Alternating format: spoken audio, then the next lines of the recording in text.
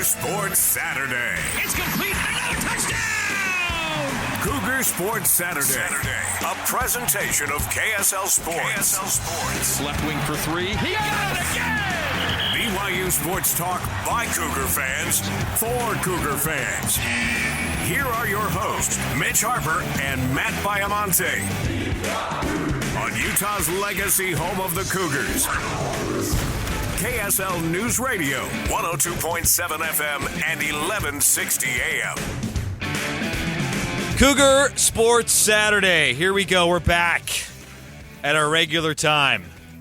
Matt Baiamonte and Mitch Harper. We have a big show coming your way on Championship Saturday. We're enjoying the Big 12 championship game right now. It's the Longhorns on top of Oklahoma State. Long way to go on that one, but it's not looking good for the Pokes. It's not looking good, but the halftime entertainment is what matters. Nelly is outstanding. Big 12 Commissioner Brett Yormark, he knows how to put together a performance. So one day, when BYU football gets to a Big 12, or Big 12 championship, we will see an amazing championship. I hope it's not Nelly at that point. I hope it is. But the thing is, I just hope BYU gets to a bowl game eventually. And we're going to discuss and put a bow on the 2023 football season. What went wrong? What were some of the highlights? We'll discuss that. And what's next as BYU needs to round out its coaching staff. There's so many things in front of Kalani Sitake and this program. Oh, by the way, though, BYU basketball, they are rolling. They're among the nation's elite. You'll hear from Mark Pope, Trevin Nell, Noah Waterman. Loaded show over the next 3 hours, and let's get things started with the leadoff. The leadoff. A look at the stories making headlines right now. It's time for the leadoff on Cougar Sports Saturday. We'll get things started today here on Cougar Sports Saturday with what we learned from BYU football in 2023. I put up a full piece on KSLSports.com and the KSL Sports app. BYU finishes the year 5-7, Matt, 2-7 in Big 12 play. What were some of the big lessons or things you learned about this BYU football team and program this past fall? I loved your piece, first off. There's so many things to take away from this year. I think the first one for me, Mitch, is this program still has a long ways to go when it comes to depth. You saw at the beginning of the year, and I get it, the quality of opponents was lower. Wins against Sam Houston and Arkansas, not great wins now that the season is mostly over. But when you had your full team, when you had Ben Bywater, when you had your entire defensive line, when you had your full complement of weapons offensively, I felt like they could compete.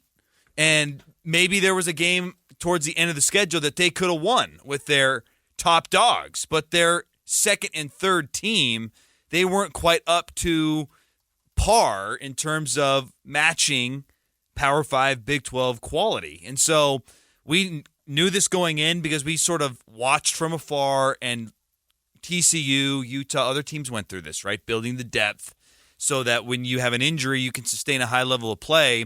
There was just a dip after BYU's top 22 started to fall off. And so that has got to be a priority this offseason in the transfer portal and in just regular high school recruiting going forward.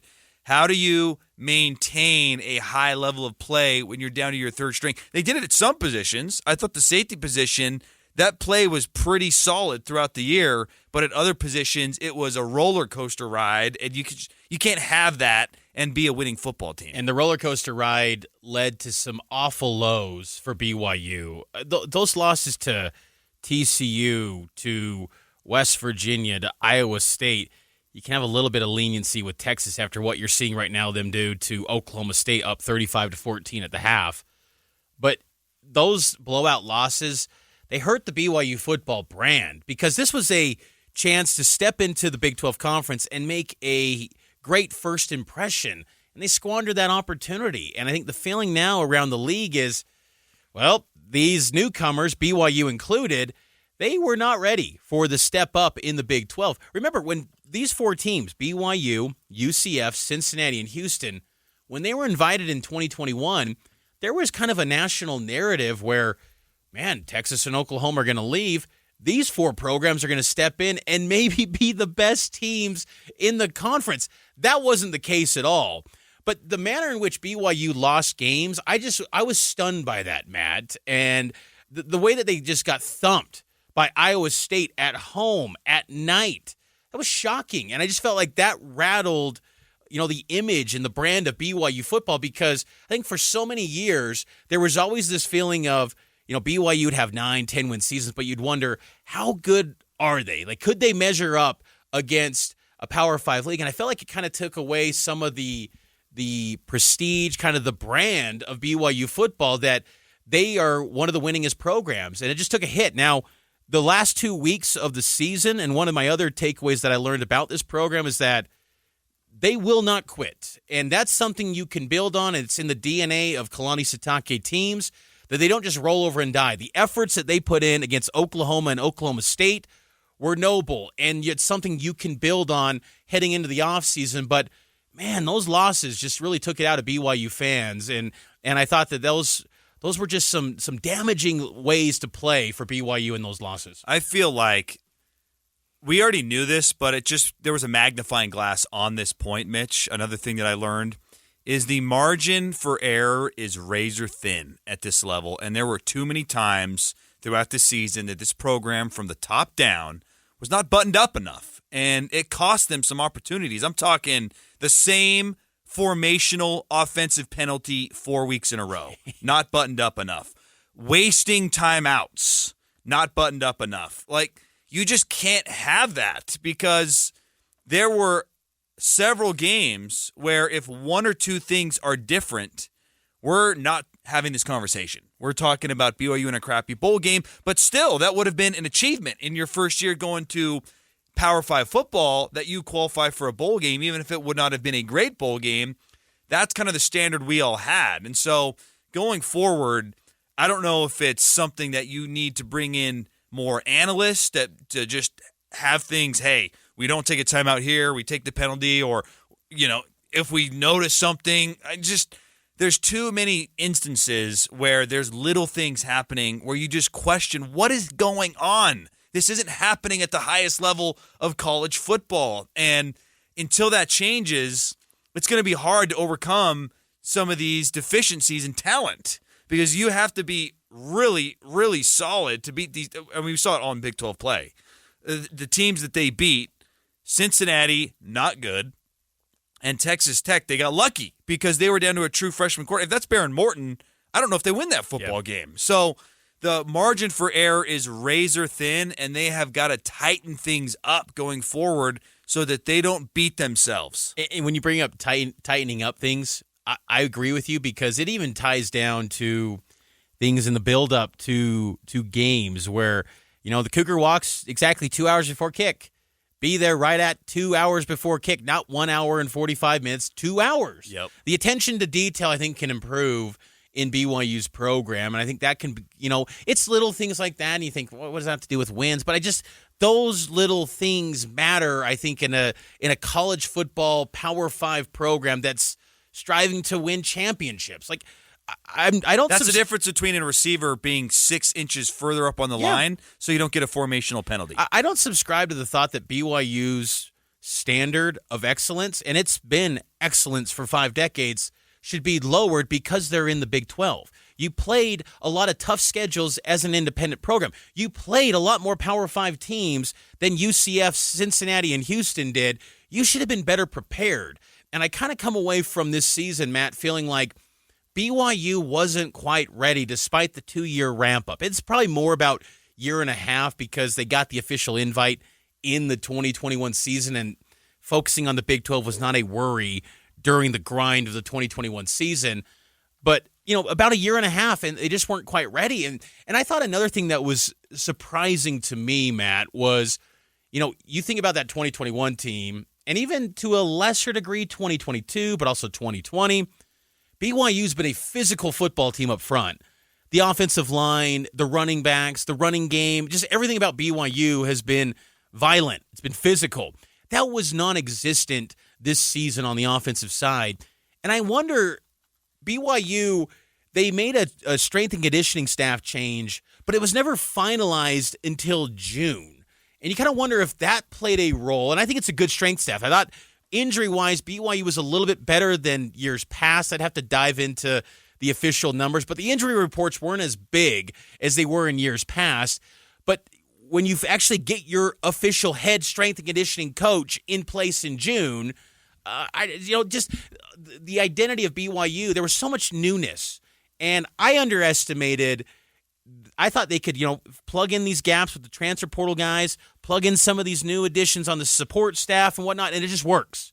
It'll be fine because these are veteran guys. They've been around the block, but it's not that easy. And Colorado learned that too, overhauling roster. BYU didn't have USC learned that. Yeah, BYU didn't have a Colorado flip, but man, there was a lot of new to BYU football in 2023, and it was a bigger undertaking than maybe we thought. And I think you could appreciate 5 wins if in the first year of the Big 12, if the games were competitive week after week, but the manner in which they got thumped, it just leaves a lot of questions, and that's why there was changes made on the staff. We'll get to those here soon, but a lot of things got to be answered for Kalani this offseason. This program needs to improve and make some significant strides because they learned how tough the Big 12 can be week after week, and it's only going to continue to be tough without Texas and Oklahoma. I think I also learned, maybe as a segue to the coaching changes, which we'll get to on the other side, I learned that this BYU offense doesn't really have an identity.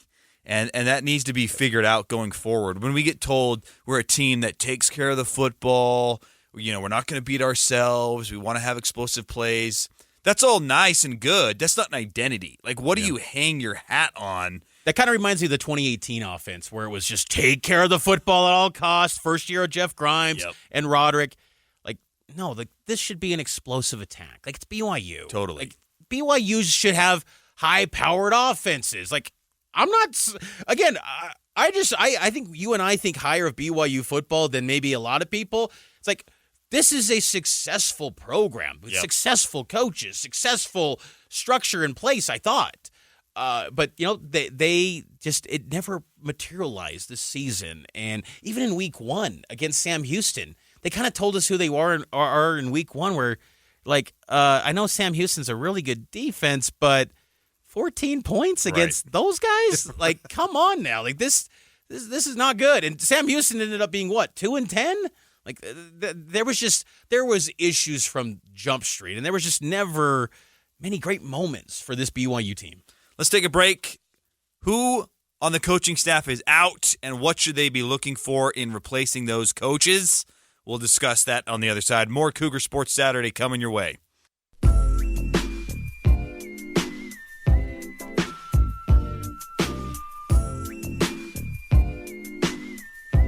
Welcome back into Cougar Sports Saturday. First Saturday in December, Championship Saturday in college football. We'll find out bowl games tomorrow. Sadly, BYU not going to be part of that mix, unfortunately. First time since 2017. Only the second time since 2005, and it's the 5th time since 2000. It's not good trends for Kalani Sitake. You never want to go through seasons that don't end in a bowl, but I will say things can – I feel like with this team, Matt, as we kind of reflect on the BYU football season in 2023, dragging out this season, this year, with a bowl, I don't know how much would have been gained.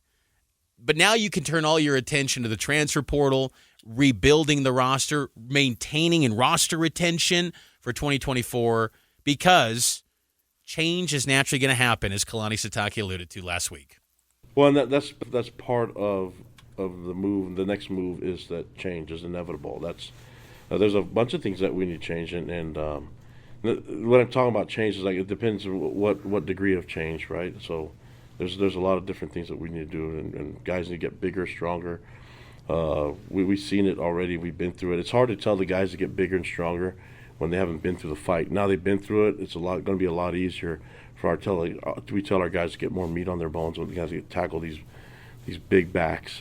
One degree of change, Matt, is on the coaching staff as Daryl Funk, offensive line coach, gone. Tight ends coach Steve Clark, gone. Your reaction to those staff changes for the BYU football program? Daryl Funk was a no-brainer just because of the trend since Jeff Grimes had left. Even in 2022, you looked at that group that had Blake Freeland, it had Kingsley on the right, Connor Pay at center, it had a Barrington on there in the starting group. I mean, that group should have been top 25, and it wasn't. So that one made all the sense in the world. It just was not trending in the right direction. The Steve Clark one was a little puzzling. I think you can look at the production of the tight end group and say, yes, it was regressing. There's no doubt about that. I think we can argue, and we already have, and we probably will for a while, how much of that was on the position coach, how much of it was that on the offensive coordinator. We'll probably never get an answer to that. Now that BYU has a year under their belt in the Big 12, if you're going to make changes, you got to upgrade. That's what this is going to be judged on at the end of the day. In prior years, there were budget constraints, and there was the independent label. I think that made it hard to attract really high-end, experienced coaches or up-and-coming guys, because it was just like, hey, I'm not going to get paid a lot, and like we're independent football. What are we playing for? Especially too on the up-and-coming point, Mitch.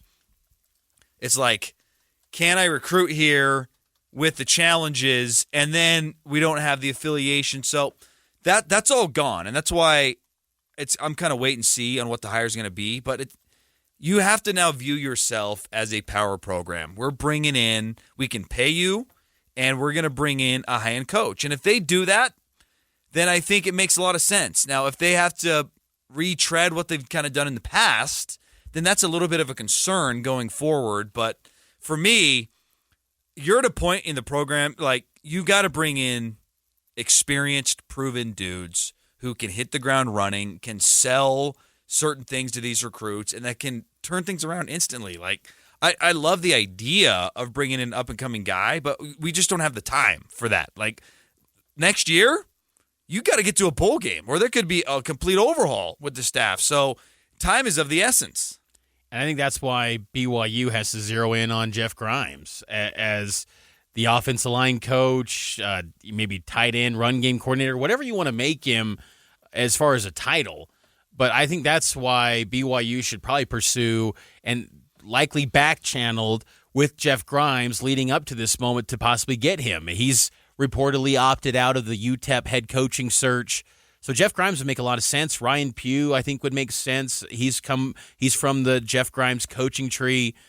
Tim Keene from Boise State's a name that I think would be a pretty good guy. But again, to your point, Kalani Sitake and Aaron Roddick have never worked with these people. When you know your job maybe is on the line if you have another losing season, you need to work with things or work with people that you know will work. Jeff Grimes works at BYU. Jeff Grimes works anywhere as the offensive line coach. As an offensive coordinator, you can critique him and, point out his flaws as an offensive coordinator. You can do that really with any OC, honestly. Right. But as an O-line coach, I think he's the best in the business. He showed up to BYU 5 years ago and said, hey, Brady Christensen, where no one's talking about this guy, you're an NFL left tackle. Everyone's like, what? This guy, he only had an offer from Air Force. Then this is the tip of the spear, and this guy's going to be a left tackle. Sure enough, happened. So BYU's got a lot in front of them. They got to make some tough decisions, and that's going to be the challenge going forward to replace those voids. Got to take a break, news, traffic, and weather, and then BYU basketball talk as the Cougs remain undefeated here on Cougar Sports Saturday. It's Cougar Sports Saturday. It's complete. Another touchdown! Cougar Sports Saturday. A presentation of KSL Sports. Left wing for three. He got it again! BYU Sports Talk by Cougar fans for Cougar fans. Here are your hosts, Mitch Harper and Matt Baiamonte. On Utah's legacy home of the Cougars. KSL News Radio, 102.7 FM and 1160 AM. We'll have some more football later on. We're keeping tabs on the Big 12 championship game. We'll give you an update on that in the next segment for our conference check-in. But right now, we got to check in on a team, Mitch, that has blown expectations out of the water. Oh, yeah. They have shocked me. You deserve all the credit in the world because you thought this team could be good. I was fully in the camp that there's no way on this green earth that they would have been an NCAA tournament team. And look, it's very early. Yes. So we can't make any declarations yet. But this nationally ranked BYU basketball team has really impressed. They've improved in a lot of key areas, and they're a lot of fun to watch. They really are, and they're a team that just is thumping their opponents. Last night, across the street here at the Delta Center, BYU wins 85-56 over Fresno State. They're now 7-0, 19th in the country in the top 25, and just the way that they play. We've talked about it the past 2 years during some of the struggles that BYU has experienced. Lean into the three-point shot. I know Mark Pope's always wanted that, but it's just, for whatever reason, the threes were not falling for this program in recent years. Now they are just falling at a high clip where they are the number one three-point shooting team in the nation in terms of three-pointers made. They are leaning into that identity. They're a thrust team that's going to be up-tempo in the transition, get over that half-court line quick, and it's working. And, the concern that I have for this team is with no Fousseyni Traore, who's dealing with a hamstring injury. I asked Mark Pope earlier this week if he's going to be back for non-conference play, and Pope said he hopes, but to me, that's kind of code for I'm not banking on that, Matt. And honestly, it might not be needed. You'd love to have him next week for Utah, but I think the worry, though, still for this team is that you watched last night in the Big 12, and you see Kansas go blow for blow with UConn and beat the Huskies. Is BYU to that level? I don't know yet, but I think that what I've learned enough about this team, I'm buying in that they're going to be an NCAA tournament team, and I think they're going to do a nice job at home. They've got 9 guaranteed home games in the Big 12. You got to win at least 7 of them. And if you can go 8-10 in the Big 12, like BYU is building up their metrics, their advanced metrics. I know it's kind of nerdy stuff deep in the weeds, but it matters with college basketball. They build those up, and they're just going to be bouncing around the upper echelon of the sport because every night they're playing a Gonzaga-type team, which was once in a blue moon in the WCC. Now it's every night in the Big 12, and that's the luxury BYU has. This fast start has afforded them such a cushion to where, yes, they can have a 4-game skid and still control their destiny and go to the NCAA tournament. The Cougs defeated the Bulldogs yesterday at the Delta Center. It was a big win for BYU. We'll have much more on that later, but here was Coach Pope reacting after the win against Fresno State. Hit me. Overall reaction to the win? I'm really proud of the guys. The same themes remain. We're trying so hard to be an improved team in terms of protecting the ball. I thought the guys were extraordinary tonight. 4 turnovers in the first half, 3 in the second half. That's a huge win for us. I felt like we almost met our goal of 33s. We got to 29. J-Mac turned down one late, which I wish he would have launched. So I'm proud of that. We got to 12 offensive rebounds against a extraordinarily good defensive rebounding team. It's a top 30 defensive rebounding percentage team, and so for us to get to 12, I was really proud of that.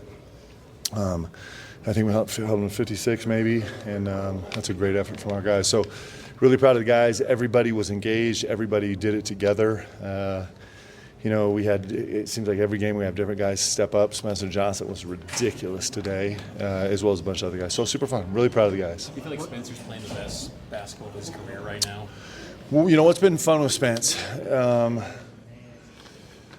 It's pretty extraordinary to watch how guys grow. And you look at Spence's game tonight and him as a lockdown defender, as an elite level communicator, and as a playmaker. 3 years ago, his biggest Achilles heel was, we felt like, when you would do an eval, you felt like he couldn't pass and he couldn't handle. And then you look at where he is tonight, and this dude is like, I don't know if I've ever punched in the post 4 straight times to Foose, but he was just making plays, and he was so conscientious about protecting the ball, and he was so confident in there. It's really fun to watch him grow, man. He's in the midst of a really special career. Overall reaction to Khalifa playing No Foos tonight, and how did you Yeah. respond? Yeah, I was certainly nervous about not having Foos just because we haven't not had Foos, right? And I thought Ali was terrific. We were really nervous about, their two bigs are elite level rim runners, and Ali managed that really well. And that tandem of bigs is a great rebounding tandem, and we managed that very well tonight. And I think you see, Ali adds another 30% to our offense. It's beautiful, actually. We've always been trying to set up a cut, trying to get, we'll do all kind of different actions to get guys an open catch. And what he does is if you finish your cut, he punishes you. And so it puts teams in a real quandary. Even if they manage to switch and blow us up or jump it or Laker red it or whatever to kind of hurt a catch, they still have the back 30% of this finished cut where Ali just is a magician. I'm really confident he's the best passing 7-footer in the country in college basketball. So it was fun to see that on display tonight also. Defensively, you forced 21 turnovers, scored 36 points off of those turnovers. Do you feel like the team is kind of right where you envisioned and want them to be on defense at this point? Yeah, I don't know if we're ever where we want to be, but Coach Fennell is taking over the reins of this defensive side of the ball, and we've done something that we haven't done our 4-year share, and that's kind of throw a bunch of changing defenses in there. And I thought he did a masterful job tonight, and our guys did a masterful job of responding to the changes. We throw 3 different full court presses out there tonight. We put threw a zone out there tonight for a few possessions. It was actually really effective. The monster in the post on and off. What's fun, our team could not have responded to changes in real time in the game last year. We were too young. These guys have come so far. The best thing we have going right now is our guys' communication is elite. And that's a credit to our assistant coaches, our staff, about how they've been working practice and how they've been, and to our guys about embracing that. But our real-time communication is pretty special right now. How big has it been to have Jackson shooting as well as he is? Yeah, I mean, Jackson just looks like he's playing a different game out there, doesn't he? He look like he's just launching, and he just is really dangerous. I thought he was great with his ball security today. He just had the one kind of 50-50 back-to-back bang-bang ball, but otherwise he was really forceful off the bounce. Clearly he's shooting it great. With the exception of one defensive possession where they were kind of running 53, just giving him freedom to run off baseline screens. He got a little lost. Otherwise, I thought he was really solid. He's playing terrific basketball, man, and I'm so proud of him about how he has bonded himself to this team, and that's probably the most important thing he's done. That was head coach Mark Pope after the win against Fresno State last night, 85-56. And what a different outcome at the Delta Center than what they saw last year. They had career highs from Jackson Robinson, 24 points, a career high from Spencer Johnson, 22 points. As a team, and this I think speaks volumes to where this BYU basketball program is right now. They only make 11 threes. They only shoot 38%. And you're saying to yourself, only... those would have been good numbers last year. They're a little low of what they've done in previous games. But if you're making double-digit threes and you're shooting high 30%, you're going to have a chance to win a lot of basketball games. And they got 2 games coming up next week, which we'll touch on more. A big one a week from today up at Utah. And that's really their last challenge before Big 12 play. We'll take the break here on Cougar Sports Saturday. On the other side, we'll do a conference check-in, see what's going on down at Big 12 Championship in Dallas, Texas, AT&T Stadium, Longhorns and Oklahoma State. Where that one is at, we'll get you updated on the other side.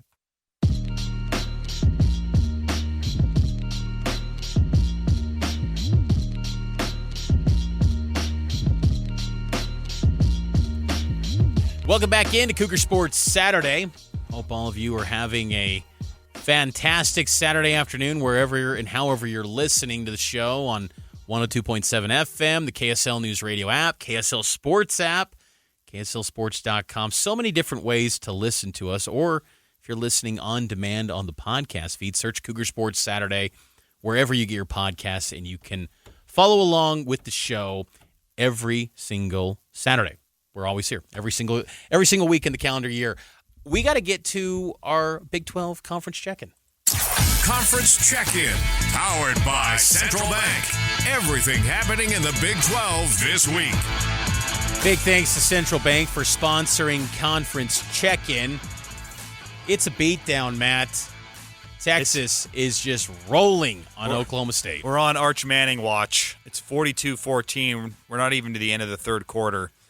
And this one from the opening get-go felt like there's no way Oklahoma State's going to compete. It was a 3-and-out, and then there was a penalty on the punt return. Texas was in great field position. They scored with ease, and it just felt like from that moment on, this was not going to be a competition.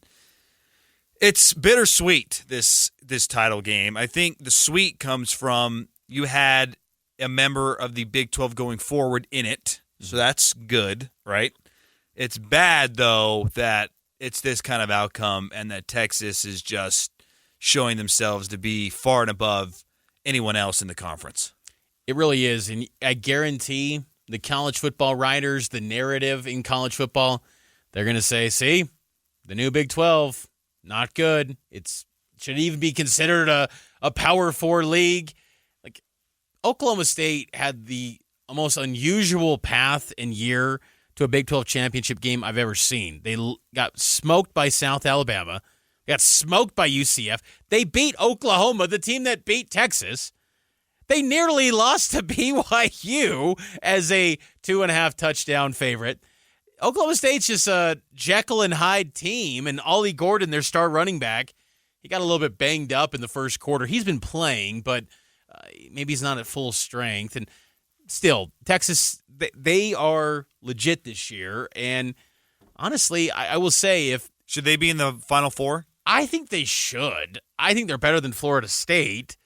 And the Florida State problem is an interesting one, assuming they win, because their best players hurt, and they might have a third-string quarterback playing later today. He'd probably be fine if they made it to the college football playoff, but how do you keep an undefeated conference champion out of the top four, even though they, on paper, would not be one of the best four teams left in college football? You don't keep them out. I'm with you. You got to reward them. There's a lot of voices in college football, though, that are saying, we don't care. Get the best four in. And I feel like I get that. Having Florida State out would maybe produce a better opening game, but there still has to be a little common sense here. Like, if you go undefeated and win a conference championship, that's got to still matter going forward. College football talking heads are just going to push it down everyone's throats. SEC and Big Ten are the only things that exist. Look, yes, the Big Ten tonight's going to have a similar deal like the Big 12 championship game today. Michigan's just going to thump Iowa. Yep. And that's allegedly the league that's, $75 million per team in media rights. So, it's just, you get some games in these conference championships, especially in the Big Ten.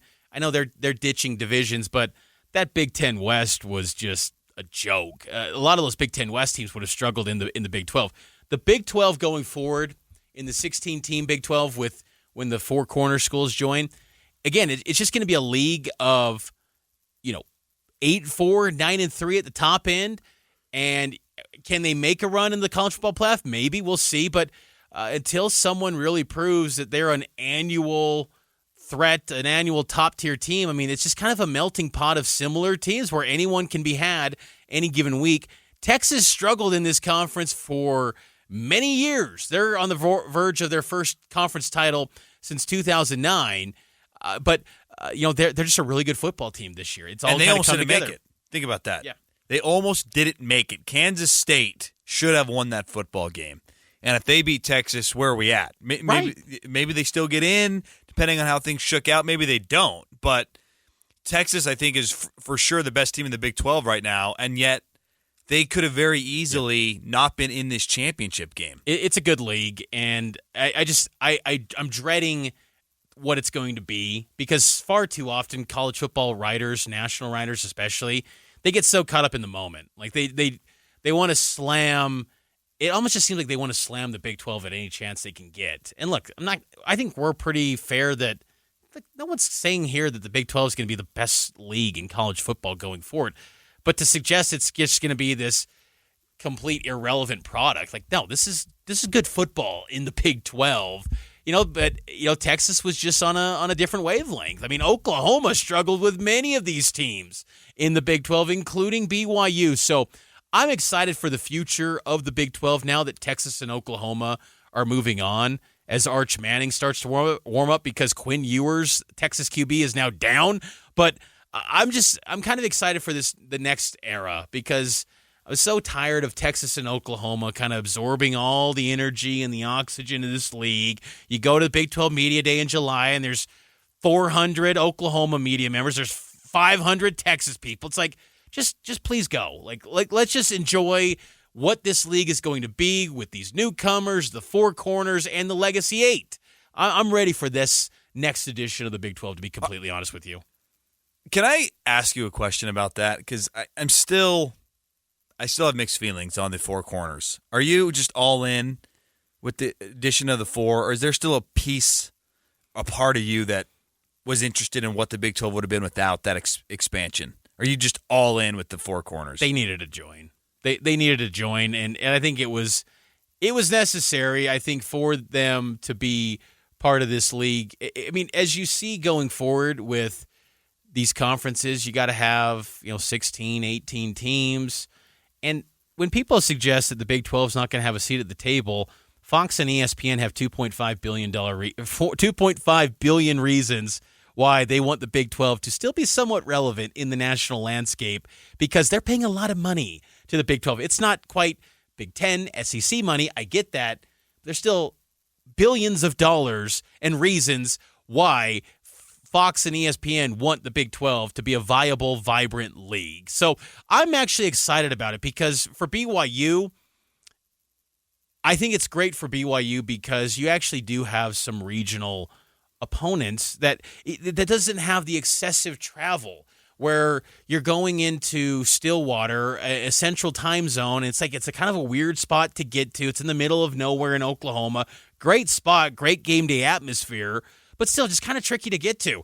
It'll be nice just to have some regional matchups and history with programs like Arizona State. You kind of got a taste of it in basketball last week, where BYU and Arizona State don't seem to get along much, and I can guarantee it's going to carry over in league play. BYU and Utah don't get along.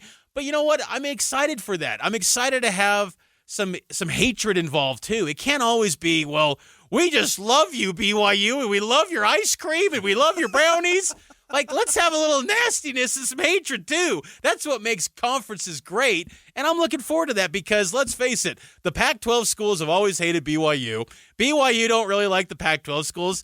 Bring on the hate, baby. I'm in for it. I am looking forward to that, because it's going to be the flames of hatred are going to be stoked quickly in 9 months' time? I don't like how this up on the hill and the Pac-12 teams, it's just I can't believe this happened. Can't believe this shouldn't have happened.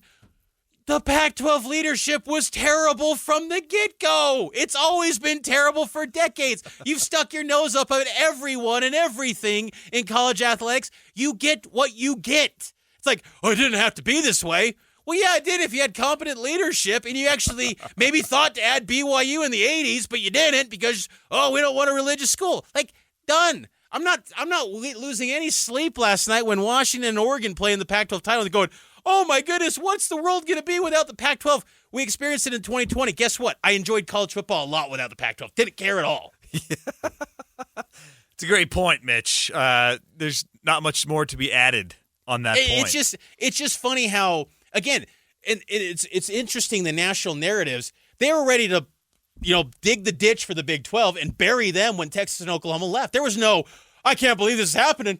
Can't believe this is happening where the Big 12 might be dead. It was well, see ya. We're done. Where the Pac-12, it's this feeling of, man, all the memories. Who's been watching Pac-12 football the last 7 years? First time they're getting a playoff team in 7 years. They haven't been in the national college football conversation in 7 years.